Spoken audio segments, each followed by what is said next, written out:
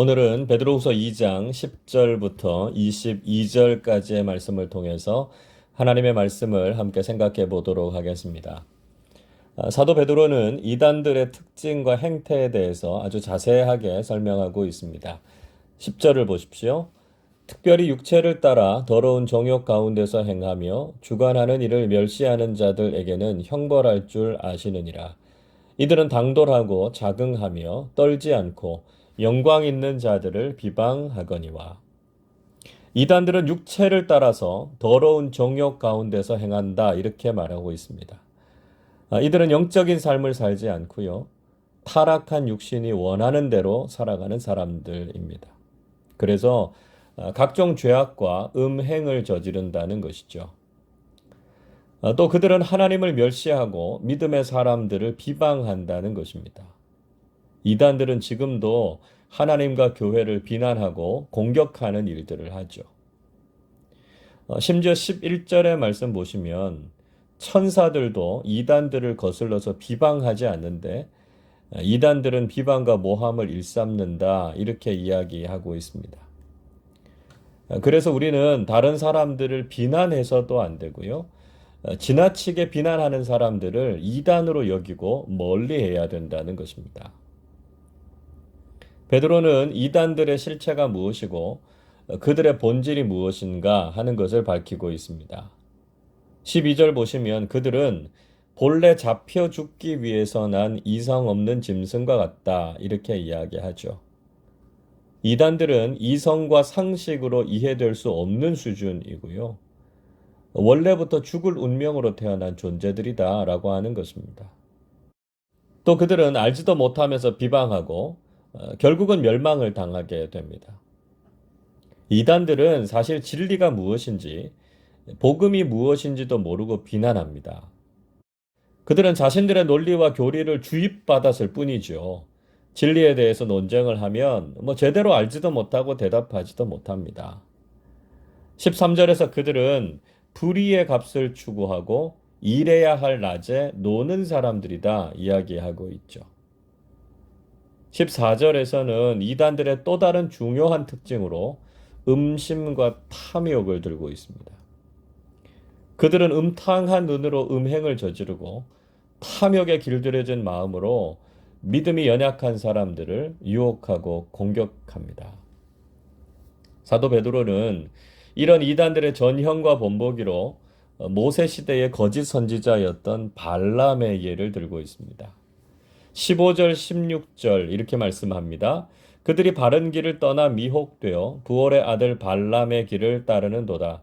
그는 불의의 삭슬 사랑하다가 자기의 불법으로 말미암아 책망을 받되 말하지 못하는 나귀가 사람의 소리로 말하여 이 선지자의 미친 행동을 저지하였느니라.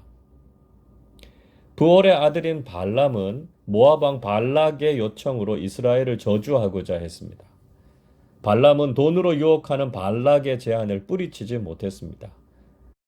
그가 잘못된 일을 하려고 할 때 하나님께서는 나귀의 입을 여셔서 그가 얼마나 큰 죄를 저지르고 있는지를 깨닫게 해 주셨습니다. 그는 결국 이스라엘을 저주하기는커녕 오히려 축복했죠. 발락은 이런 발람의 예언에 대해서 못마땅해 했습니다.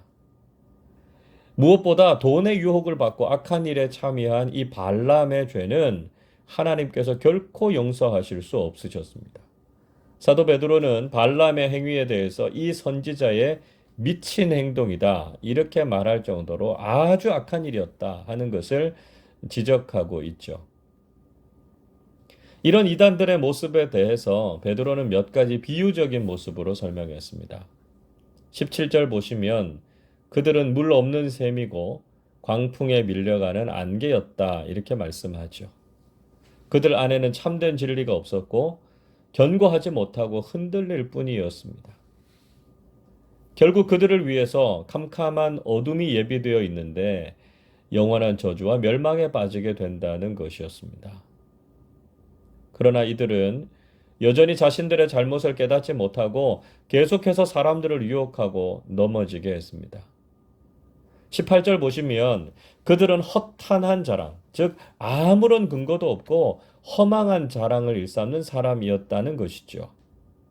그들은 다른 이단의 유혹을 겨우 피한 사람들을 다시 음란한 일로 유혹해서 육체의 정욕에 빠지게 하는 사람들이었습니다. 베드로는 이단의 잘못된 교리와 속임수에 빠지게 되면 결국은 멸망의 종으로 전락한다는 것을 경고했습니다. 19절 보시죠. 그들에게 자유를 준다 하여도 자신들은 멸망의 종들이니 누구든지 진 자는 이긴 자의 종이 됨이라. 그들은 자유가 주어져도 멸망의 종이 될 것이라고 지적했습니다. 누구든지 진 사람은 이긴 사람의 종이 되기 때문에 진리를 버리고 거짓에 넘어간 사람들은 이단의 종이 될 수밖에 없다는 것이죠. 이 말은 그들이 스스로 잘못된 것에 빠져서 결코 벗어날 수 없다는 것을 말하고 있습니다. 이단에 한번 미혹된 사람들은 진리를 가르쳐줘도 믿지 않지요. 그리고 그곳에서 벗어나지 않으려고 할 때가 많습니다. 우리는 이런 거짓과 미혹에 빠지지 않도록 주의해야 한다 하는 것이죠. 사도 베드로는 특히 구원을 받은 그리스도인들이 다시 진리를 떠나서 이단에 빠져서는 안 된다라고 하는 것을 아주 엄하게 경고하고 있습니다. 20절 보십시오. 만일 그들이 우리 주 되신 구주 예수 그리스도를 알므로 세상의 더러움을 피한 후에 다시 그 중에 얽매이고 지면 그 나중 형편이 처음보다 더 심하리니. 예수 그리스도를 아는 진리를 알고 난 이후에 다시 세상의 더러움과 죄악으로 돌아가는 것은 이전보다 더욱 나쁜 것이라고 경고하고 있습니다. 21절에서는 의에도 진리의 복음을 받은 후에 이것을 저버리는 것보다는 차라리 알지 못한 것이 더 낫다. 이렇게 말씀하고 있죠. 22절에서 베드로는 속담을 인용하면서 이런 배교는 개가 토한 것으로 다시 돌아가고 돼지가 씻었다가 더러운 구덩이에 눕는 것과 같다. 이렇게 말했습니다. 이 말씀은 예수님께서 귀신 나간 사람에게 다시 7 귀신이 들리는 경우를 예로 들어 설명하신 내용과 아주 유사합니다. 누가복음 11장 26절이 이렇게 말씀합니다. 이에 가서 저보다 더 악한 귀신 7을 데리고 들어가서 거하니 그 사람의 나중 형편이 전보다 더 심하게 되느니라. 자, 히브리서 기자도 배교의 심각성에 대해서 거듭 해석 경고했죠. 히브리서 6장 4절부터 6절 이렇게 말씀합니다. 한 번 빛을 받고 하늘의 은사를 맛보고 성령에 참여한 바 되고 하나님의 선한 말씀과 내세의 능력을 맛보고도 타락한 자들은 다시 새롭게 하여 회개하게 할 수 없나니 이는 그들이 하나님의 아들을 다시 십자가에 못 박아 드러내놓고 욕되게 함이라. 진리의 말씀과 구원의 능력을 경험하고도 다시 타락한 사람들은 다시 새롭게 되어서 회개할 기회가 없다라고 하는 사실을 분명히 하고 있습니다. 우리가 이미 받은 구원의 진리에서 흔들리지 않는 것이 중요하다는 것이죠. 여러분, 우리가 이미 구원을 받았지만 우리를 속이고 미혹하는 이단들이 주변에 도사리고 있다는 것을 잊지 말아야 합니다. 그들은 결국 멸망할 존재들임을 깨닫고 조금 더 그들이 하는 말이나 행동에 넘어가서는 안 된다는 것이죠. 음행과 탐욕을 따르는 이단과 악한 자들을 멀리하고 진리와 의에 바르게 선 믿음의 사람들이 되시기를 바랍니다.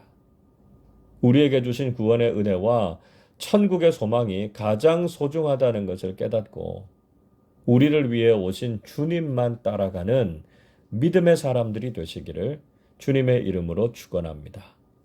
기도하겠습니다. 우리에게 참된 구원의 진리를 알게 하시고 영원한 소망을 주신 하나님의 크신 은혜에 감사를 드립니다. 여전히 우리 주변에는 우리의 믿음을 노리고 우리를 유혹하는 악한 세력들이 많습니다. 결코 우리가 방심하지 않고 진리의 말씀과 성령의 인도하심을 따라 올바른 믿음의 길을 걸어가게 해 주옵소서.